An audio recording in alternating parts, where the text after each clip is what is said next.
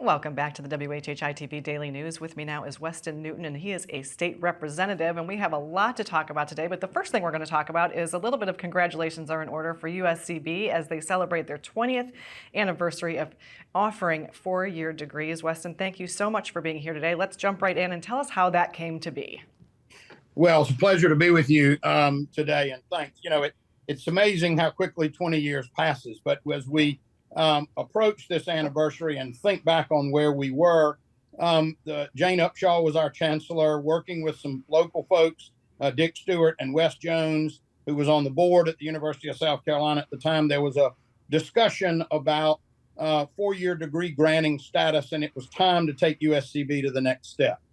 The state, quite frankly, turned down the effort and said, we've got enough four-year degree granting institutions in the state. We don't need any more, despite the fact that from a geographic standpoint, we were the only area of the state that a South Carolina resident could not get a four-year degree within a 2-hour drive.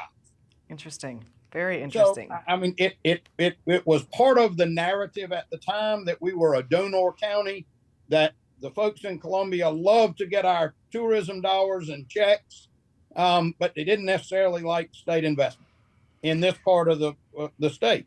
So county council created a tax increment finance district. We went back to the Commission on Higher Education.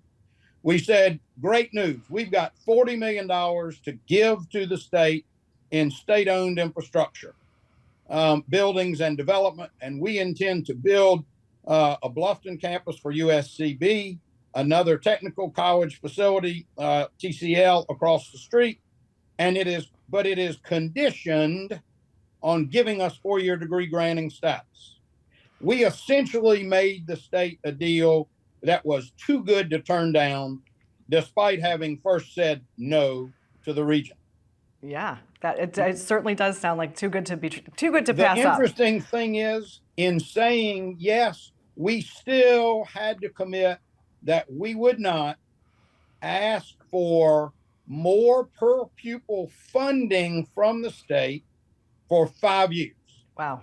And we were funded at about 38 cents to the dollar of all the other colleges, public colleges in South Carolina. So we really were a donor county in all respects. Right. But flash forward, look where we are. Exactly. It's been a tremendous success. Al Panu has done a remarkable job picking up Jane Upshaw's mantle in moving the university forward. And in part of this year's budget, we brought the delegation brought an additional $11.5 million home to Beaufort for the Convocation Center.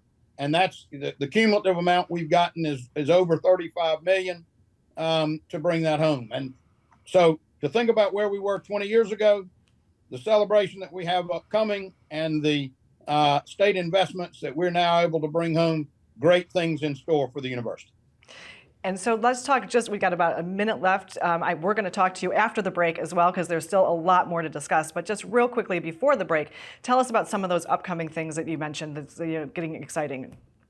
Well, I mean, look, they're expanding the sports programs that are over there, which students are excited about, people in the community are excited about. But the development and construction of a convocation center is huge. I mean, they don't have that ability over there now.